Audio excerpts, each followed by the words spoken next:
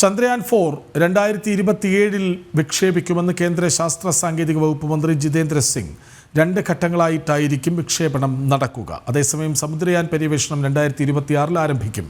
വിവരങ്ങളുമായി ഐസൻ ജോസ് ഒപ്പം ചേരുന്നു. ഐസൻ, പറയൂ.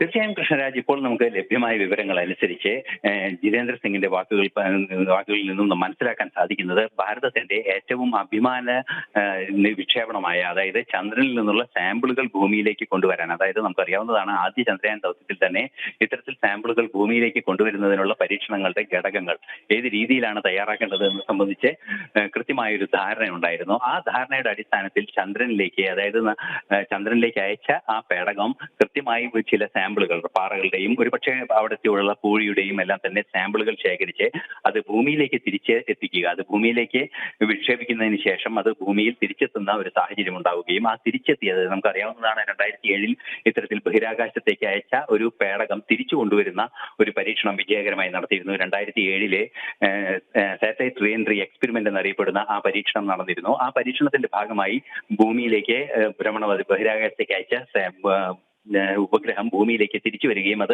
ബംഗാൾ ഉൾക്കടലിൽ കൃത്യമായി വന്നെത്തുകയും ചെയ്തു. സമാനമായ രീതിയിലുള്ള ഒരു പ്രോബായിരിക്കും തിരിച്ചു വരിക. അത് ഏത് രീതിയിലായിരിക്കും അതിന്റെ വിശദാംശങ്ങൾ എന്നത് സംബന്ധിച്ചുള്ള പരീക്ഷണങ്ങളും വിവരങ്ങളും ഇനി വരാനിരിക്കുന്നതേ ഉള്ളൂ. അത്തരത്തിൽ വരുന്നതിൽ ഈ ചന്ദ്രനിലെ ഘടകങ്ങൾ, ചന്ദ്രനിലെ പാറയും അതുപോലെ തന്നെ പൂഴിയും ഉൾപ്പെടെ ഉണ്ടാവും. ഇതിന്റെ രാസ സ്വഭാവവും അതുപോലെ തന്നെ മറ്റു പരിശോധനകളെല്ലാം നടത്തുന്നതിന് ഭൂമിയിലെ സൗകര്യങ്ങൾ ഉപയോഗിച്ച് നടത്തുന്നതിനുള്ള ഒരു സംവിധാനം കൂടിയാണത്. അതിനുവേണ്ടിയുള്ള ഗവേഷണ സാമ്പിളുകൾ കൊണ്ടുവരിക എന്നതാണ്. നമുക്കറിയാവുന്നതാണ്, ഈ ഭാരതത്തിന്റെ ചന്ദ്രയാൻ 3 ചാസ്ത എന്ന ഉപഗ്രഹം സംവിധാനം വഴി, അതായത് ചന്ദ്രയാനിലെ ചാസ്ത എന്ന ഉപകരണം വഴി ഭൗമ ചന്ദ്രപ്രതലത്തിലെ 10 സെന്റിമീറ്ററിലെ താപ വ്യതിയാനങ്ങൾ കൃത്യമായി രേഖപ്പെടുത്തിയത്. അത് നമുക്കറിയാവുന്നതാണ്. 10 സെന്റിമീറ്റർ താഴേക്ക്, അതായത് ചന്ദ്രപ്രതലത്തിൽ നിന്നും 10 സെന്റിമീറ്റർ താഴേക്ക് പോകുമ്പോൾ -°C, അതായത് ഐസിനേക്കാൾ തണുത്ത അവസ്ഥയിൽ 10 സെന്റിമീറ്റർ താഴെ താപനില നിൽക്കുന്നു. മുകളിലാണെങ്കിൽ 50 സെന്റിഗ്രേഡ് നിൽക്കുന്നു. അപ്പോൾ ഒരു താപകവച സ്വഭാവമായി ചന്ദ്രനിലെ പൂഴി പ്രവർത്തിക്കുന്നതെന്ന് തെളിവുകൾ സഹിതം നമുക്ക് ലഭ്യമായ വിവരങ്ങളിൽ നിന്നും മനസ്സിലാക്കാൻ സാധിക്കുന്നുണ്ട്.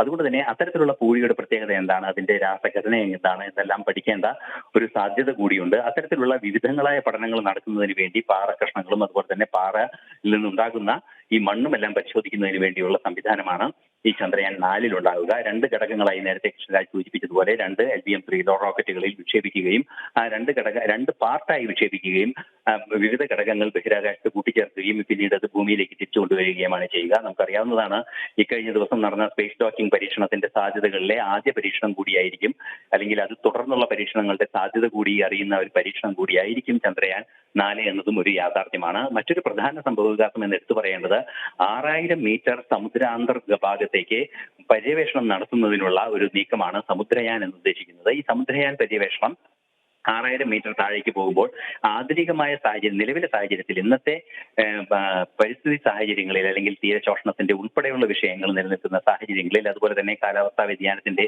സാധ്യതകളും സമുദ്രത്തിന്റെ നിരപ്പ് ഉയരുന്ന ഒരു സാഹചര്യവും എല്ലാം തന്നെ ഉണ്ടാകുമ്പോൾ ഇത് ഏത് രീതിയിലാണ് അത് സമുദ്രാന്തർ ഭാഗങ്ങളെ സ്വാധീനിക്കുക, അല്ലെങ്കിൽ സമുദ്രാന്തർ ഘടകങ്ങളുടെ സ്വാധീനം എത്രയുണ്ട് എന്നത് തൊട്ട് അവിടെയുള്ള ജീവജാലങ്ങളുടെ സവിശേഷതകൾ വരെ പഠിക്കുന്നതിന് 6000-ഓളം മീറ്റർ താഴേക്ക്, അതായത് 6 കിലോമീറ്റർ താഴേക്ക്, സമുദ്രനിരപ്പിൽ നിന്നും 6 കിലോമീറ്റർ താഴേക്ക് സഞ്ചരിക്കുന്ന സമുദ്രയാന്റെ വിക്ഷേപണവും നടക്കും, അല്ലെങ്കിൽ അതിന്റെ പര്യവേഷണവും ആരംഭിക്കുമെന്നാണ് അറിയാൻ സാധിക്കുന്നത്. തീർച്ചയായും ഭാരതത്തിന്റെ ബഹിരാകാശ സമുദ്രാന്തർ ഗവേഷണ രംഗങ്ങളിൽ നിർണായകമായ ചുവടുവെപ്പാണ് ഉണ്ടാവുക. 2026 സമുദ്രയാനും 2027 ചന്ദ്രയാൻ 4 ഉണ്ടാകുമെന്നാണ് ഇപ്പോൾ കേന്ദ്ര ശാസ്ത്ര സാങ്കേതിക വകുപ്പ് മന്ത്രി ജിതേന്ദ്ര സിംഗ് അറിയിച്ചിരിക്കുന്നത്.